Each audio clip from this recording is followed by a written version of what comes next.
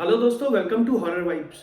आज मैं आपको कुछ पैरानॉर्मल और भूतिया घटनाओं के बारे में बताने वाला हूँ। आज की जो दूसरी घटना है, इसकी रियल फुटेज आपको मेरे इंस्टाग्राम पे मिल जाएगी। तो आप घटना सुनने के बाद उसको मेरे इंस्टाग्राम पे जाके देख सकते हैं, जिसका लिंक मैं वीडियो के डिस्क्रिप्शन में दे दूंगा। साथ ही मैं आपको ये भी बता दूं कि अगर आप मेरे चैनल पर नए हैं और आपको हॉरर स्टोरीज और मिस्टीरियस स्टोरीज सुनना पसंद है, तो आप हॉरर वाइब्स को सब्सक्राइब कर सकते हैं। और अगर आपके साथ भी ऐसी कोई घटना घटी हो, तो आप मेरे साथ उसको शेयर कर सकते हैं मेरे इंस्टाग्राम पे। साथ ही आप मुझे मेरे फेसबुक पर भी फॉलो कर सकते हैं। तो ज़्यादा टाइम न लेते हुए वीडियो करते हैं शुरू और खो जाते हैं अंधेरों में।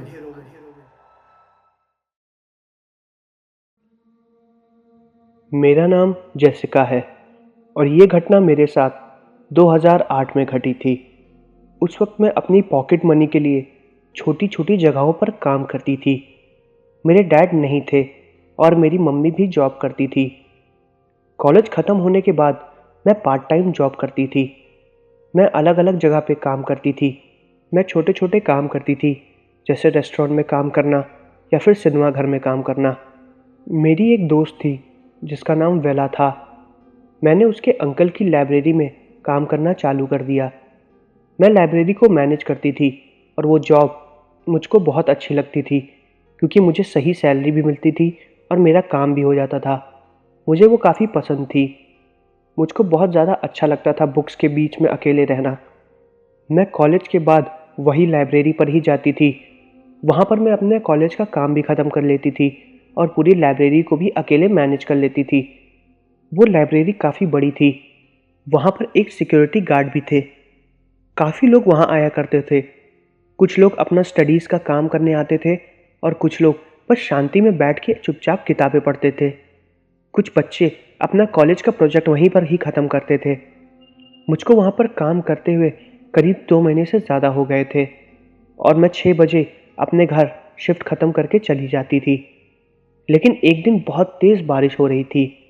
लाइब्रेरी पूरी खाली थी और पूरी लाइब्रेरी में मैं अकेली थी। मेरी एक नई दोस्त भी आई हुई थी जिसका नाम सेला था।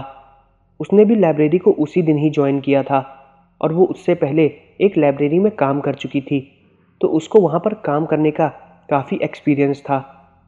सेला को ज्वाइन किए हुए एक ही दिन हुआ था और उसी दिन काफ़ी तेज़ बारिश हो रही थी। मैंने सेला से बोला कि हम इस बारिश में अपने घर तो नहीं जा सकते हैं, तो क्यों ना जब तक हम यहाँ पर रुके हुए हैं हम अपना बाकी का काम भी ख़त्म कर लें, ताकि कल हमको छुट्टी मिल जाए। सेला ने भी बोला ठीक है और वो डेटा रूम में जाके अपना काम करने लगी। मैं बाहर रिसेप्शन पे ही बैठी हुई थी और लाइब्रेरी के बुक्स की एंट्री को चेक कर रही थी।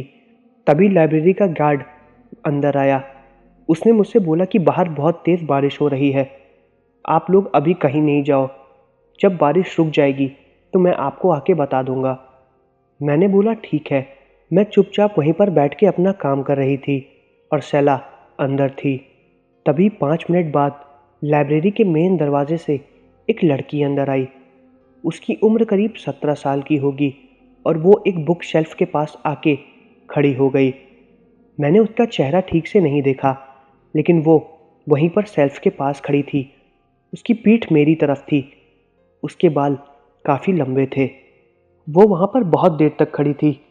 उसको देख के ऐसा लग रहा था कि शायद उसको कोई बुक मिल नहीं रही है। उस वक्त शाम के करीब 7 बज रहे थे। मैं उसको देख के दोबारा अपना काम करने लगी। फिर 5 मिनट बाद जब मैंने उसकी तरफ दोबारा देखा, वो वहीं पर उसी तरह खड़ी थी और वहाँ से 1 इंच भी नहीं हिली। बारिश बहुत तेज़ हो रही थी। मैं यही सोच रही थी कि अगर ये बाहर से अंदर आई तो ये भीगी क्यों नहीं। बारिश की वजह से इसके कपड़े गीले हो जाने चाहिए थे। उसके पास और कोई भी सामान नहीं था, ना ही कोई बैग, ना कोई पेपर, ना पेन, कुछ नहीं। वो खाली थी और चुपचाप शेल्फ के पास खड़ी थी। जब काफ़ी देर तक उसका कोई रिस्पॉन्स नहीं आया, तो मैंने अपनी जगह पर बैठे हुए उससे पूछा कि आपको किसी तरह की कोई मदद चाहिए क्या। उसने मेरे सवाल का कोई भी जवाब नहीं दिया और वहीं पर खड़ी थी। वो मुझसे थोड़ी दूरी पर थी, शायद वो मुझे सुन नहीं पाई। मैं ज़्यादा तेज़ नहीं बोलती हूँ। मैंने दोबारा उससे पूछा कि आपको कोई हेल्प चाहिए क्या। उसने दोबारा मेरे सवाल का कोई भी जवाब नहीं दिया। मैं अपने टेबल से उठी और उसके पास जा रही थी। मैंने उसके पास जाके दोबारा पूछा कि आपको कोई मदद चाहिए क्या।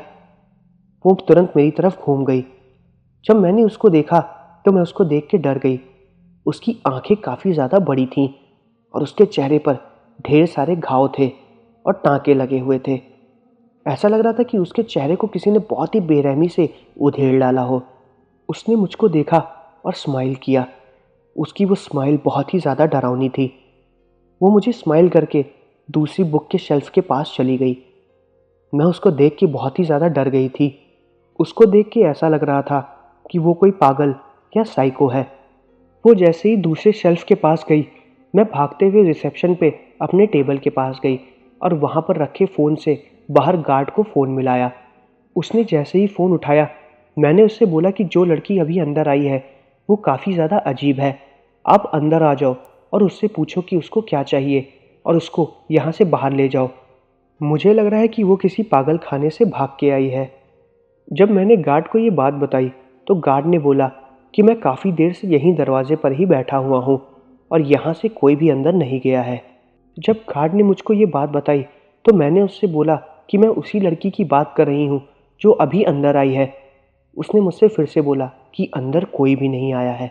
जब मैं गार्ड को ये बात समझा ही रही थी और दोबारा उस लड़की की तरफ घूमी तो वो रिसेप्शन के पास मेरे टेबल के सामने ही खड़ी थी। उसको देख के मैंने फ़ोन की रिसीवर को नीचे रख दिया और उसको खड़े होके देख रही थी। वो मेरी आंखों में देख रही थी और उसकी आंखें काफ़ी ज़्यादा बड़ी थीं। तभी उसने मुझको देख के ज़ोर ज़ोर से हंसना चालू कर दिया। उसकी हंसी एक बूढ़ी औरत जैसी थी और उसकी उम्र 17 साल की थी। उसको देख के मैं एकदम हैरान हो गई थी और मैं डर गई थी। उसकी वो हंसी मैं आज तक नहीं भूल पाई हूँ। वो काफ़ी ज़्यादा डरावनी थी। मैं भाग के तुरंत डेटा रूम में सेला के पास गई। मैं काफ़ी डरी हुई थी। मेरे चेहरे से पसीना टपक रहा था और मैं घबराई हुई थी। सेला मुझको देखते ही चौंक गई और उसने मुझसे पूछा कि मुझे क्या हुआ है। तभी मैंने सेला को उस लड़की के बारे में बताया जो बाहर खड़ी थी। मैंने सेला से बताया कि बाहर कोई पागल लड़की है या भूत है, मुझे नहीं पता। वो बहुत ही ज़्यादा अजीब लग रही है। तुम तुरंत मेरे साथ चलो। हम दोनों भागते हुए बाहर आए और वहाँ पर कोई भी नहीं था। वो पूरी लाइब्रेरी खाली थी। हम जैसे ही डेटा रूम से बाहर आए तुरंत वो गार्ड भी वहीं पर आके खड़ा हो गया। मैंने गार्ड से बोला कि वो लड़की अभी भाग के बाहर गई है। तब उस गार्ड ने मुझको बताया कि मैं अभी बाहर से अंदर ही आ रहा हूँ। जब आपने फ़ोन रखा तो मुझे आपकी चिंता होने लगी। मैं उसी रास्ते से आ रहा था और मुझे बाहर आते कोई भी नहीं दिखा। जब गार्ड ने मुझको ये बात बताई तो मैं बहुत हैरान हो गई। मैंने उनसे बताया कि वहाँ पर एक लड़की थी जो कि बहुत अजीब थी। वो मुझे कोई पागल लग रही थी।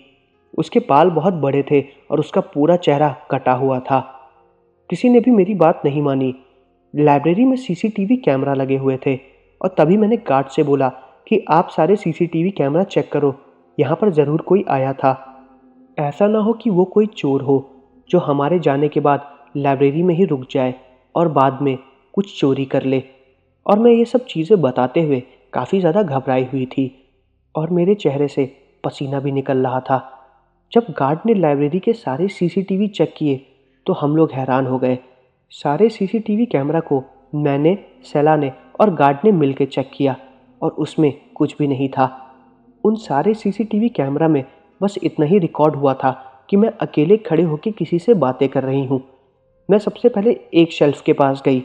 उसके बाद मैं दोबारा रिसेप्शन पे आई और रिसेप्शन के पास मैं किसी से बात कर रही थी और घबरा के अंदर चली गई। मेरे सामने उस फुटेज में कोई भी नहीं था। ये देख के मैं हैरान हो गई। उस लड़की की एक भी क्लिप रिकॉर्ड नहीं हुई थी। जब हम सबने ये देखा तो मैं हैरान हो गई थी और सेला को समझा रही थी कि वहाँ पर सच में कोई था। सेला और गार्ड ने मुझसे बोला कि मुझको कोई वहम हुआ है। उसने मुझको बोला कि तुम परेशान ना हो। गार्ड ने मुझसे बताया कि मैं इस बारे में किसी को भी ना बताऊं, वरना लाइब्रेरी की इमेज खराब हो जाएगी। मेरे पास इस बात का कोई सबूत भी नहीं था, इसलिए मैं शांत थी। लेकिन वहाँ पर सच में वो लड़की आई थी और मैंने उसको देखा था। उस सीसीटीवी फुटेज को भी गार्ड ने डिलीट कर दिया, वरना लोग यही समझते कि मैं पागल हो गई हूँ। मैंने ये बात अपनी बाकी दोस्तों को भी बताई और अपनी मम्मी को भी बताई और वो मेरा वहम नहीं था। वहाँ सच में वो लड़की खड़ी थी और ये मेरा कोई सपना नहीं था। तो ये थी पहली घटना। अब मैं आपको दूसरी घटना बताने वाला हूँ। दूसरी घटना की जो रियल फुटेज है वो आपको मेरे इंस्टाग्राम पे मिल जाएगी, तो आप घटना सुनने के बाद इंस्टाग्राम पे जाके उस फुटेज को देख सकते हैं। ये घटना है जापान की, और ये घटना घटी थी एक टैक्सी ड्राइवर के साथ जिसका नाम यूकी था। ये घटना जापान के जिस शहर में घटी थी उसका नाम ओसाका था। अब आगे की घटना मैं आपको यूकी के पॉइंट ऑफ व्यू से बताऊंगा। मेरा नाम यूकी है और ये ओसाका की घटना है। मैं ओसाका का ही रहने वाला हूँ। पेशे से मैं एक टैक्सी ड्राइवर हूँ और ये अजीब सी घटना मेरे साथ 2011 में घटी थी और बहुत ही ज़्यादा भयानक थी। मैं शीनो नाम के एक शहर से लेके टोहायो नाम के एक शहर तक टैक्सी चलाता था। मेरी दिनचर्या सुबह 9 बजे से रात के 10 बजे तक टैक्सी चलाने में ही जाती थी। मेरी फैमिली में मेरी बीवी और 2 बच्चे थे, तो उनके लिए मुझको घर जल्दी जाना पड़ता था। उस दिन मुझको रात में एक पैसेंजर को छोड़ने के लिए शहर से थोड़ा सा बाहर जाना पड़ा, जिससे मुझको अच्छे पैसे भी मिले। तो मैं उसको छोड़ के अपने घर की तरफ लौट रहा था। उस वक्त रात के करीब 11 बज रहे थे और भीड़ भी काफ़ी थी और रोशनी भी। इतना भी लेट नहीं हुआ था, क्योंकि 11 बजे भीड़ होना वहाँ के लिए बहुत आम बात थी। सब कुछ एकदम ठीक चल रहा था। कुछ देर चलने के बाद एक छोटा सा एरिया आया जिसको मिशिको मार्केट बोलते थे। वहाँ पर मैंने एक लड़की को खड़े देखा। वो लड़की मेरे से करीब 20 यार्ड की दूरी पर थी। उसने लाल रंग के कपड़े पहने हुए थे और वो मुझको रुकने के लिए बोल रही थी। मैं उस एरिया से अपने घर की तरफ ही जा रहा था, तो मैंने सोचा कि क्यों ना मैं इस लड़की को बैठा लूँ, जिससे मुझे एक ही रास्ते पर जाने के कुछ पैसे मिल जाएंगे। मेरी कार के अंदर कैमरा लगा हुआ है, क्योंकि ये वहाँ पे गवर्नमेंट का रूल है, क्योंकि आजकल हादसे ज़्यादा होते थे, इसलिए उन्होंने ये नियम बनाया कि सारे टैक्सी ड्राइवर्स को अपने कैब में एक कैमरा लगाना पड़ेगा, जिससे वो सारे पैसेंजर्स को रिकॉर्ड कर सके कि कौन कब कहाँ आया और कितने बजे उतरा। ये सारी डिटेल और डेटा उस कैमरे में रिकॉर्ड होता था। तो जैसा कि मैंने बताया कि वो लड़की मेरे से 20 यार्ड की दूरी पर ही थी। मैंने उसको देखा था। मैं धीरे धीरे उसके पास जा रहा था और उसके पास जाके टैक्सी को खड़ा कर दिया, और जैसे ही मैंने टैक्सी का दरवाज़ा खोला, अंदर कोई भी नहीं आया। मैंने पीछे पलट के देखा तो वो लड़की वहाँ से गायब हो गई थी। मैं बहुत शॉक्ड हो गया था, क्योंकि मैंने साफ साफ उस लड़की को खड़े होकर लिफ्ट मांगते हुए देखा था, लेकिन वहाँ पर कोई भी नहीं बैठा। वो मेरा कोई वहम नहीं था, मैंने उस लड़की को देखा था। फिर मैंने चारों तरफ देखा, लेकिन वहाँ पर मुझे कोई भी नहीं दिखा। मुझको बाद में लगा कि शायद वो सच में मेरा कोई वहम था। मैंने अपने टैक्सी के दरवाजे को दोबारा बंद कर दिया और अपने घर की तरफ जाने लगा। कुछ दूर जाने के बाद मुझको ऐसा महसूस हुआ कि मेरे पीछे कोई बैठा हुआ है, और जब मैंने पीछे मुड़ के देखा तो वहाँ पर कोई भी नहीं था।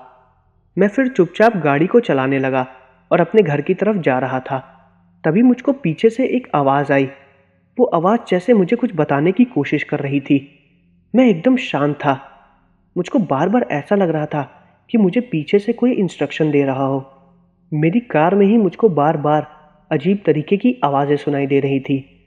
कुछ दूर जाने के बाद एक टनल आया, जिसमें से होके मैं रोज़ गुजरता हूँ। उस टनल में कभी कभी लाइट चली जाती है, जो कि वहाँ के लिए बहुत आम बात है। मैं जब उस टनल से गुजर रहा था तो उसी वक्त उस टनल की लाइट्स चली गई। वहाँ पर कोई अंधेरा नहीं था। उस टनल की लाइट चले जाने के बाद वहाँ पे इमरजेंसी लाइट्स ऑन हो जाती हैं, जो कि ग्रीन कलर की होती हैं, जिससे हमको रोड साफ साफ नज़र आती है।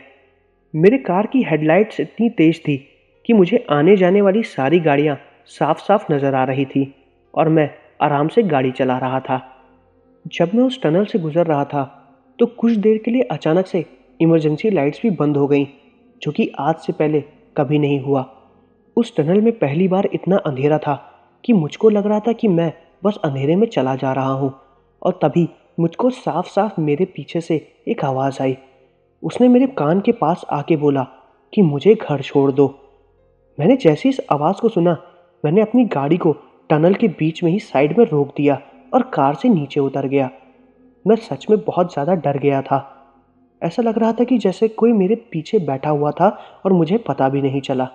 मैंने आराम से कार के चारों तरफ देखा, लेकिन अंदर कोई भी नहीं था। मैंने हिम्मत की और मैं कार में दोबारा बैठा और उस टनल से बाहर आ गया और कार को अपने घर ले जा रहा था। मैं तुरंत घर पहुंचा और अपनी वाइफ को ये सारी बातें बताई।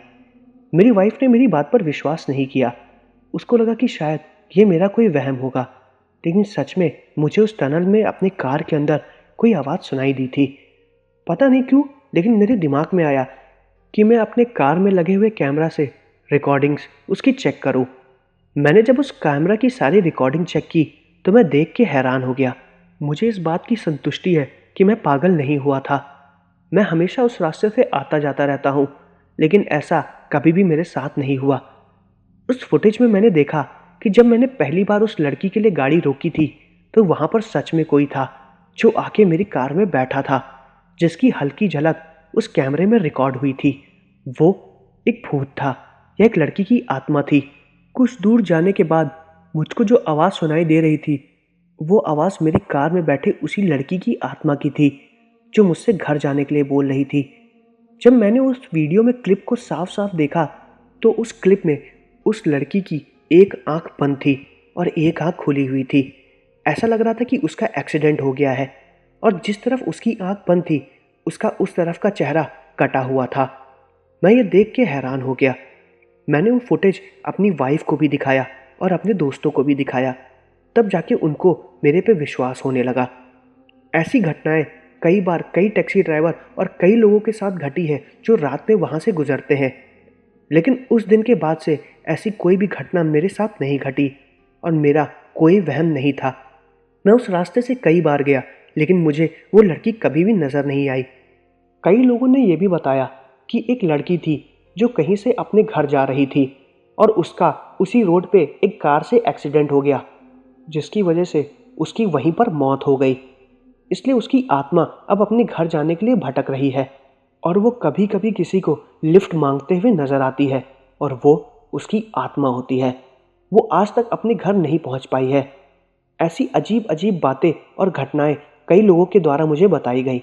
मैंने किसी भी बात पर विश्वास नहीं किया। मैंने सिर्फ उस फुटेज पे ही विश्वास किया जो मुझे दिखा, और वो मेरा कोई वहम नहीं था। अगर आपको वो फुटेज देखनी है तो आप मेरे इंस्टाग्राम पर जाकर उसको देख सकते हैं। तो ये थी कुछ घटनाएं। मैं आशा करता हूँ कि आपको वीडियो पसंद आई होगी।